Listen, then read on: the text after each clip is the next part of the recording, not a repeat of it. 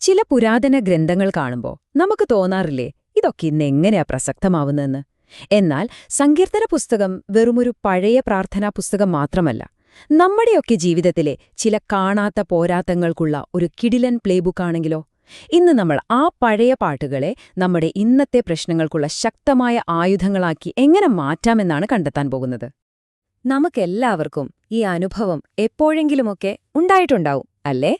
എന്തോ ഒന്ന് നമ്മളെ പിന്നോട്ട് വലിക്കുന്ന പോലെ, പക്ഷെ എന്താണെന്ന് കൃത്യമായിട്ട് ചൂണ്ടിക്കാണിക്കാൻ പറ്റുന്നില്ല. ഒരു അദൃശ്യ ശക്തിയോട് ഒറ്റയ്ക്ക് നിന്ന് പോരാടുന്നൊരു ഫീല്. ഈയൊരു ചിന്തയിൽ നിന്നാണ് നമ്മളിന്ന് തുടങ്ങുന്നത്.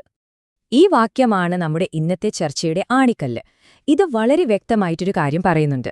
നമ്മുടെ ജീവിതത്തിലെ ഏറ്റവും വലിയ യുദ്ധങ്ങൾ പലപ്പോഴും കൺമുന്നിൽ കാണുന്ന മനുഷ്യരുമായിട്ടല്ല, മറിച്ച് നമുക്ക് കാണാൻ പറ്റാത്തൊരു ആത്മീയ തലത്തിലാണ് നടക്കുന്നത്.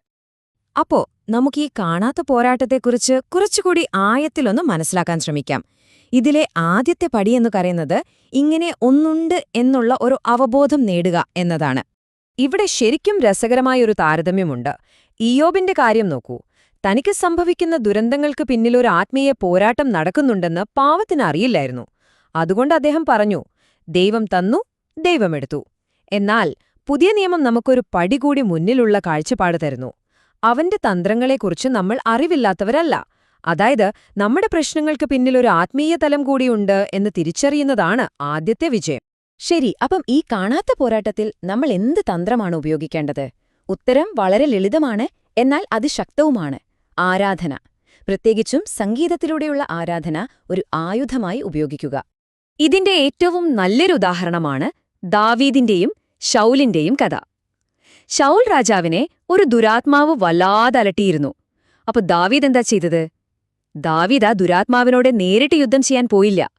പകരം അദ്ദേഹം തന്റെ കിന്നരം വായിച്ച് ദൈവത്തെ ആരാധിക്കാൻ തുടങ്ങി.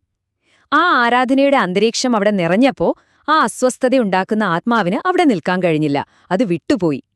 ആരാധനയ്ക്ക് എങ്ങനെ ഒരു ആത്മീയ അന്തരീക്ഷത്തെ മാറ്റാൻ കഴിയുമെന്നതിന് ഇതിലും നല്ലൊരു ഉദാഹരണമില്ല. അപ്പോ ഇവിടെ നമ്മള് ഒരു കാര്യം വ്യക്തമായി മനസ്സിലാക്കണം. ആരാധന എന്ന് പറയുന്നത് ദൈവത്തെക്കൊണ്ട് നമുക്ക് വേണ്ട കാര്യങ്ങൾ ചെയ്യിപ്പിക്കാനുള്ള ഒരു മാന്ത്രിക വിദ്യയല്ല. അതൊരു മന്ത്രമല്ല. മറിച്ച് നമ്മുടെ ഹൃദയത്തെയും നമ്മുടെ സാഹചര്യങ്ങളെയും ദൈവ സാന്നിധ്യത്തിനായി ഒരുക്കുന്ന ഒരു പ്രക്രിയയാണ്. ആ സാന്നിധ്യം കടന്നുവരുമ്പോൾ അവിടെയുള്ള ഇരുട്ടിനും കലഹത്തിനും സ്ഥാനമില്ലാതാകും. അതാണ് ആരാധനയുടെ ശക്തി.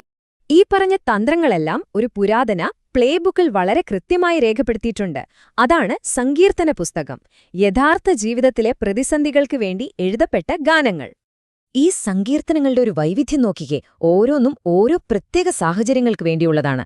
നമ്മളെ പേടി വന്നു മൂടുമ്പോൾ അതിനെ നേരിടാൻ സങ്കീർത്തനം 3, ദൈവസാന്നിധ്യം വല്ലാതെ മിസ് ചെയ്യുമ്പോൾ സങ്കീർത്തനം 27, ചുറ്റുമുള്ള മനുഷ്യരിൽ നിന്നും കാണാത്ത ശക്തികളിൽ നിന്നും എതിർപ്പ് വരുമ്പോൾ സങ്കീർത്തനം 35, പിന്നെ എല്ലാത്തരം ഭീഷണികളിൽ നിന്നും ഒരു സമ്പൂർണ്ണ കവചത്തിനായി അതിനെയാണ് സങ്കീർത്തനം 91.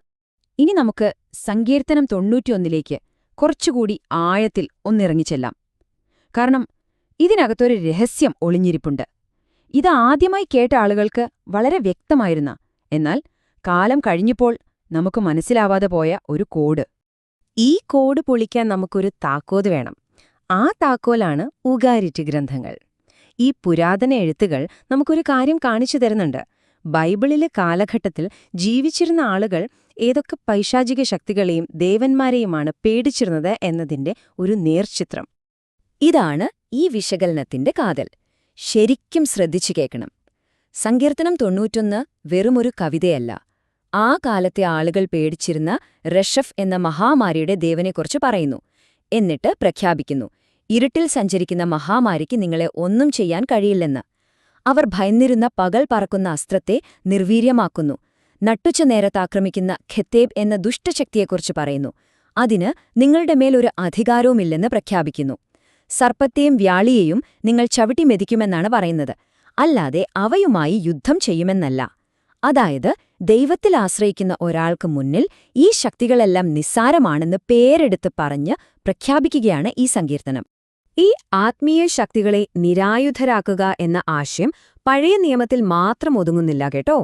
പുതിയ നിയമത്തിൽ യേശുവിന്റെ കുരിശിലെ വിജയത്തെക്കുറിച്ച് പറയുമ്പോഴും ഇതേ ഭാഷയാണ് ഉപയോഗിക്കുന്നത്.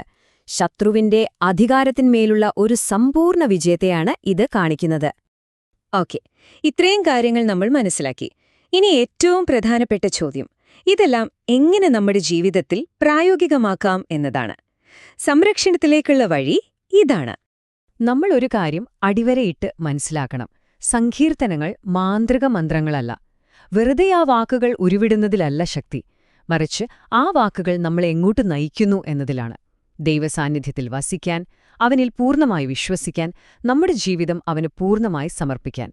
ആ ബന്ധത്തിലാണ് യഥാർത്ഥ ശക്തി. അപ്പോ ഈ യാത്രയെ നമുക്ക് ഇങ്ങനെ ചുരുക്കാം. സാധാരണയായി ഇത് ഭയത്തിൽ നിന്നാണ് തുടങ്ങുന്നത്. എന്നാൽ നമ്മൾ അറിഞ്ഞുകൊണ്ട് വിശ്വാസത്തിലേക്കൊരു ചുവട് വയ്ക്കുമ്പോൾ അതൊരു ദൈവിക പ്രതിരോധ സംവിധാനത്തെ പ്രവർത്തനക്ഷമമാക്കുന്നു.